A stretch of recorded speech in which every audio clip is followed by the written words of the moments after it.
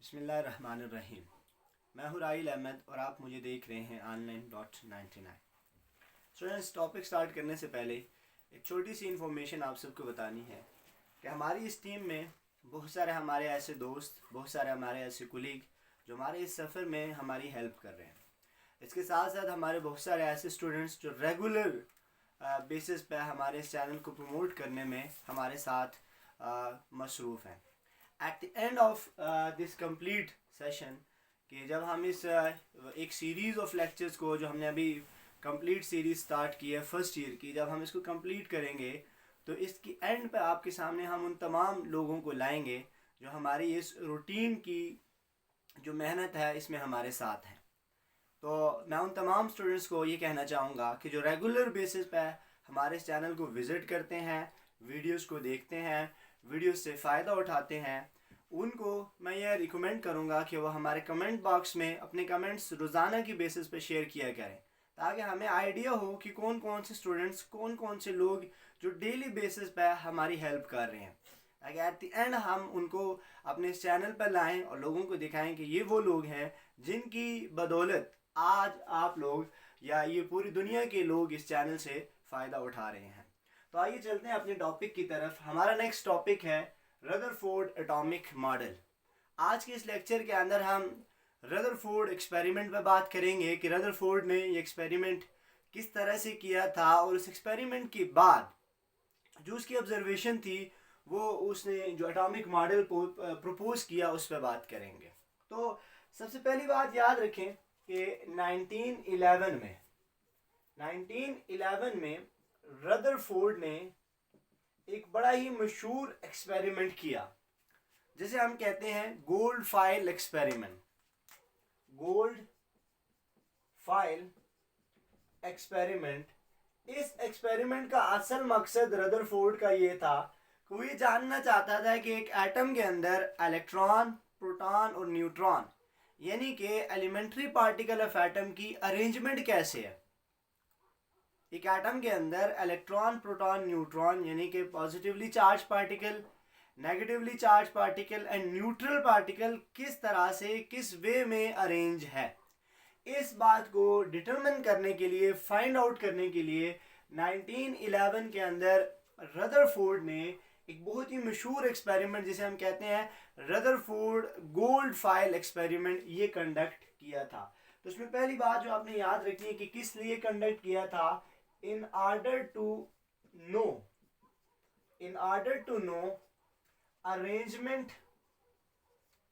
Arrangement of electrons, protons and neutron कि एक atom के अंदर इलेक्ट्रॉन, प्रोटॉन, न्यूट्रॉन की अरेंजमेंट क्या है, इस बात को आइडेंटिफाई करने के लिए रदरफोर्ड ने 1911 के अंदर ये एक्सपेरिमेंट किया था। अब इम्पोर्टेंट चीज़ कि अपने इस एक्सपेरिमेंट के अंदर इसने क्या क्या चीज़ें यूज़ की थी। हम कहते हैं कि एक्सपेरिमेंटल सेटअप, रदरफोर्ड का एक्सपेरिमेंटल सेटअप किन किन चीज़ों के ऊपर मुश्तमिल था। सबसे पहली चीज़ कि रदरफोर्ड ने जो अपने एक्सपेरिमेंट में यूज़ की दैट इज गोल्ड फाइल। बिल्कुल एक बारीक सी उसने गोल्ड की फाइल ली, इसी वजह से इस एक्सपेरिमेंट को हम कहते हैं गोल्ड फाइल एक्सपेरिमेंट। दूसरी बात कि रदरफोर्ड ने क्या यूज किया, source of alpha particle, source of alpha particle, ये दूसरा उस एक्सपेरिमेंटल सेटअप का हिस्सा था। तीसरी चीज उसने क्या यूज की, तीसरी चीज उसने यूज की थी that is lead shield use की। चौथी चीज उसके एक्सपेरिमेंटल सेटअप का हिस्सा थी दैट इज फ्लोरिसेंट स्क्रीन।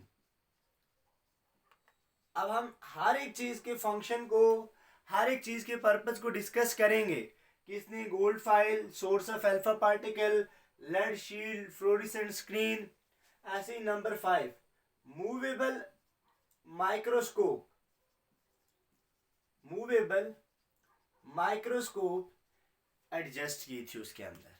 ये 5 चीजें उसके एक्सपेरिमेंट का सेटअप थी, एक्सपेरिमेंटल सेटअप का हिस्सा थी। Gold foil, source of alpha particle, lead shield, fluorescent screen and movable microscope. ये 5 चीजें उसके एक्सपेरिमेंट का हिस्सा थी। अब हम देखते हैं कि उसने एक्सपेरिमेंट कंडक्ट किस तरह से किया। देखिएगा, इसको हम डायग्राम बना के डिस्कस करेंगे। देखिए,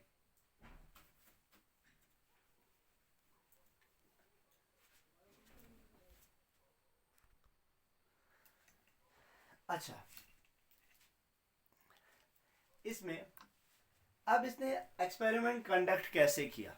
सबसे पहली चीज याद रखें, उसने लिया एक अल्फा पार्टिकल का source, that was polonium atom. Polonium element को उसने लिया as a alpha particle source. ये पहली चीज।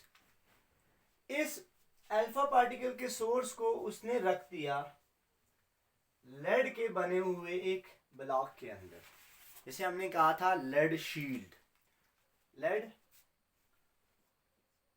शील्ड, या आप इसे ये भी कह सकते हैं लेड कंटेनर। लेड कंटेनर लेके उसके अंदर उसने रख दिया पोलोनियम अल्फा पार्टिकल का सोर्स। अब बिल्कुल इसके सामने उसने यहाँ पे एडजस्ट की एक बिल्कुल बारीक सी गोल्ड फाइल, गोल्ड की एक बिल्कुल पतली सी, जिसे आप कह लें पतरी, बिल्कुल बारीक सी एक प्लेट गोल्ड की उसने यहाँ पे लगा दी। इस गोल्ड की प्लेट के अराउंड उसने क्या एडजस्ट किया, एक फ्लोरिसेंट मटेरियल की स्क्रीन, जिसे हमने क्या कहा था, फ्लोरिसेंट स्क्रीन, फ्लोरिसेंट स्क्रीन, जो किसकी बनी थी, जिंक सल्फाइड। गोल्ड फाइल, उसके अराउंड जिंक सल्फाइड की स्क्रीन, और यहां पे एक साइड पे उसने एडजस्ट कर दी, यहां पे हम लगा देते हैं इसको शो करने के लिए, मूवेबल माइक्रोस्कोप, मूवेबल माइक्रोस्कोप, जिसको वो यहां पे एडजस्ट या रोटेट कर सकता था। ये सारा उसके एक्सपेरिमेंट का हिस्सा थी ये चीजें, कि पोलोनियम अल्फा पार्टिकल का सोर्स, ठीक है, उसको उसने लेड शील्ड के बीच में रखा। क्यों? लेड शील्ड में रखने का मकसद ये था कि ये पोलोनियम है, ये रैंडमली जब रेडिएशन एमिट करेगा, वो रेडिएशन हर डायरेक्शन में जाएंगी, उन रेडिएशन को इस साइड पे, इस पे कंसंट्रेट करने के लिए उसने इसके अराउंड लेड शील्ड रख दी। लेड शील्ड लेड ब्लॉक के अंदर रखा, ताकि जितनी भी रेडिएशन यहाँ से एमिट हो वो सीधी यहाँ पे गोल्ड फाइल के ऊपर जाकर टकराए। ठीक है, अब यहाँ पे उसने लगा दी बिल्कुल इसके सामने गोल्ड फाइल। गोल्ड फाइल की बैक पे उसने एडजस्ट कर दी एक फ्लोरिसेंट स्क्रीन, फ्लोरिसेंट मटेरियल की स्क्रीन। अब इस स्क्रीन का फंक्शन या स्क्रीन का मकसद क्या था? इस स्क्रीन का मकसद ये था कि जब भी इसके ऊपर कोई चार्ज पार्टिकल या जो रेज यहाँ पे आ रही है वो किस जगह पे जाकर स्ट्राइक कर रही है, किस पॉइंट पे वो रेज जाकर स्ट्राइक कर रही है, उन रेज की मूवमेंट को विजुअलाइज किया जा सके। ये उसका असल मकसद था यहाँ पे इस गोल्ड फाइल, ये फ्लोरेसेंट स्क्रीन को लगाना। अब उसके एक्सपेरिमेंट की ऑब्जर्वेशन क्या है? जैसे ही उसने यहाँ से अल्फा पार्टिकल को एमिट किया और इस सोर्स से अल्फा पार्टिकल को बम्बार्ड किया इस गोल्ड फाइल के ऊपर, गोल्ड फाइल के ऊपर, उसने 3 बातें ऑब्जर्व की। दोबारा से इस बात को सुन लें कि जब यहाँ से पोलोनियम से अल्फा पार्टिकल को उसने बम्बार्ड करवाया इस गोल्ड फाइल के ऊपर, जो गोल्ड की प्लेट थी उसके ऊपर जैसे ही वो अल्फा पार्टिकल जाकर लगे, बम्बार्ड हुए, तो क्या देखा उसने? उसने पहली बात ऑब्जर्व की, पहली बात जो उसने यहां पर ऑब्जर्व की वो ये थी कि ज्यादातर पार्टिकल जैसे पोलोनियम से आ रहे थे वैसे ही बिल्कुल सीधे आगे चले गए। ये पहली उसने बात ऑब्जर्व की कि most of particle passed away without any opposition, या आप इसे कह लें विदाउट एनी डिफ्लेक्शन, बगैर किसी डिफ्लेक्शन के मेजॉरिटी ऑफ पार्टिकल क्या हुए जी, बिल्कुल सीधे पास हो गए। जैसे समटाइम्स हम लोग ये रिपोर्ट करते हैं कि उसने ऑलमोस्ट 20,000 अल्फा पार्टिकल को यहां से इसके ऊपर बम्बार्ड करवाया और उसमें 19,990 पार्टिकल बिल्कुल सीधे पास हुए। जिस तरह से अल्फा पार्टिकल उस सोर्स से निकले थे उसी तरह से वो सीधे आगे चले गए। ये पहली उसकी ऑब्जर्वेशन थी। दूसरी उसकी ऑब्जर्वेशन ये थी कि कहते हैं कि ओनली वेरी फ्यू पार्टिकल, बहुत थोड़े से ऐसे पार्टिकल थे जो साइड वाइज डिफ्लेक्ट हो गए। याद रखें कि only few particle deflected side wise, सिर्फ कुछ थोड़े से पार्टिकल इधर उधर साइड वाइज डिफ्लेक्ट हो गए। अब देखिए मैं इसको यूं शो करता हूं, तो ये कहता है कि ज्यादातर पार्टिकल, मेजॉरिटी पार्टिकल ऐसे ही आगे गुजर गए, कुछ थोड़े से पार्टिकल इस तरफ चले गए। ठीक है। तीसरी उसकी ऑब्जर्वेशन ये थी कि बहुत ही लिमिटेड पार्टिकल, बहुत ही लिमिटेड नंबर ऑफ पार्टिकल जैसे गए वैसे ही बाउंस बैक हो गए। तो हम ये कहते हैं कि only very few particle, only very few particle were bounced back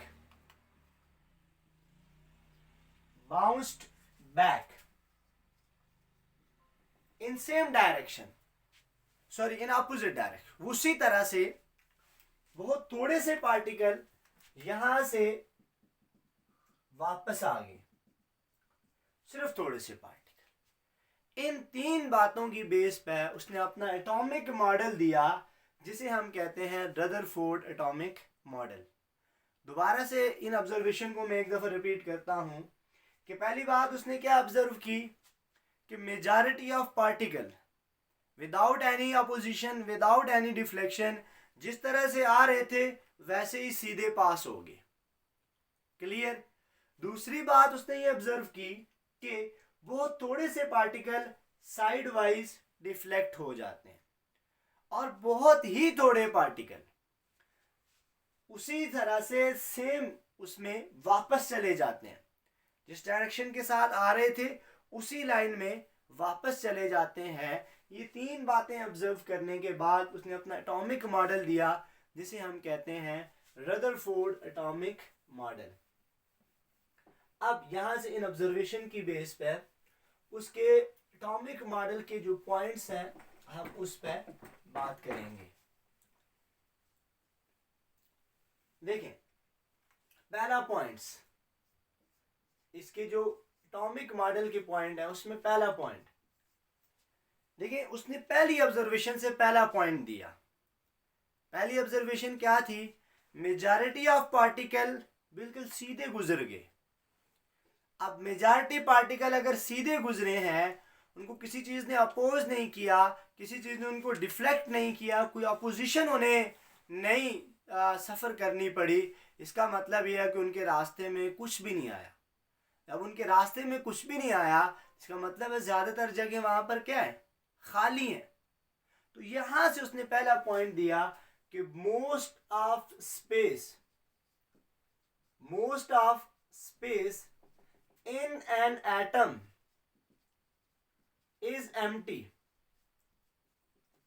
यानी कि मेजॉरिटी ऑफ स्पेस एटम के अंदर एम्प्टी होंगी, ज्यादातर जगह एटम में क्या होंगी? खाली होंगी। ये पहला पॉइंट पहली ऑब्जर्वेशन से। दूसरी ऑब्जर्वेशन उसने क्या की कि थोड़े से पार्टिकल साइड वाइज मुड़ गए, डिफ्लेक्ट हो गए। अब अल्फा पार्टिकल याद रखना है कि these are positively charge helium nuclei. Alpha particle क्या है? Positively charge helium nuclei. अब अगर ये पार्टिकल किसी चीज की तरफ डिफ्लेक्ट हो रहे हैं, किसी चीज की तरफ ये पार्टिकल डिफ्लेक्ट हो रहे हैं, इसका मतलब है वो चीज क्या है? नेगेटिव है। और एटम के अंदर क्या होता है? Negatively charge electron.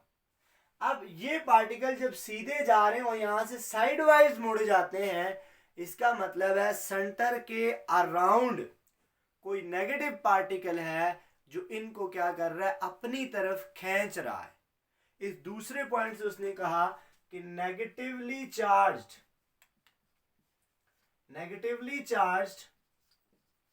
Electron revolve around nucleus. ये उसने दूसरा पॉइंट दिया, दूसरी ऑब्जर्वेशन से दूसरा पॉइंट।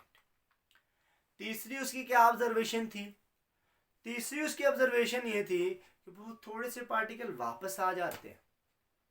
अब alpha particle positively charge particle है, वो वापस आ रहा है, इसका मतलब उसको किसी चीज ने रिपेल किया।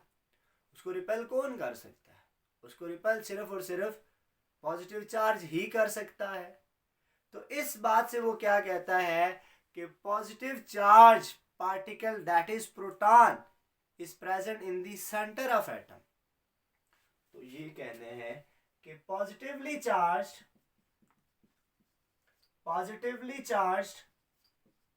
पार्टिकल, कौन सा पार्टिकल है पॉजिटिवली चार्ज? प्रोटॉन,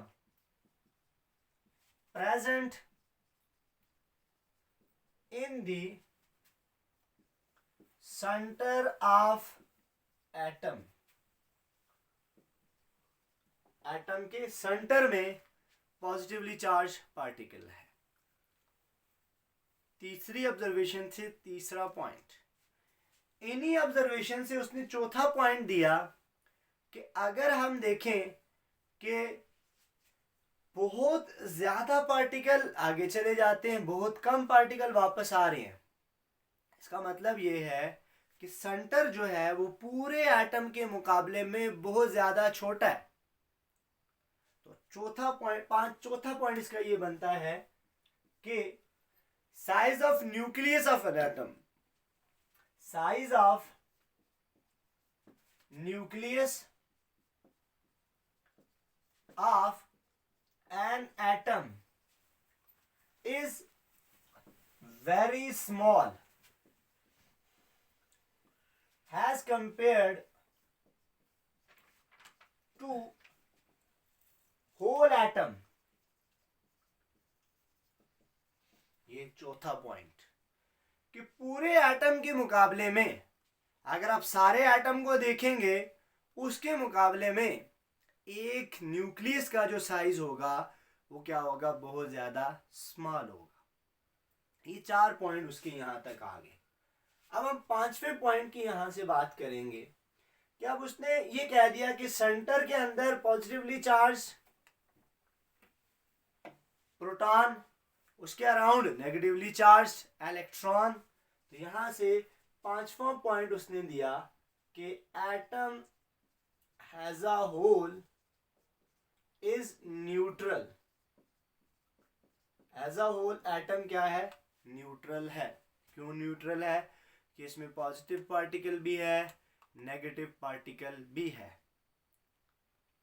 ये यहां से उसका कॉन्सेप्ट। ये 5 पॉइंट जो उसके इंपॉर्टेंट इस लिहाज से हैं कि एटम के बारे में बहुत सारी इंफॉर्मेशन दे रहे हैं। एटम की स्ट्रक्चर को काफ़ी हद तक इन्होंने एक्सप्लोर करके और ओपन करके हमारे सामने रख दिया है।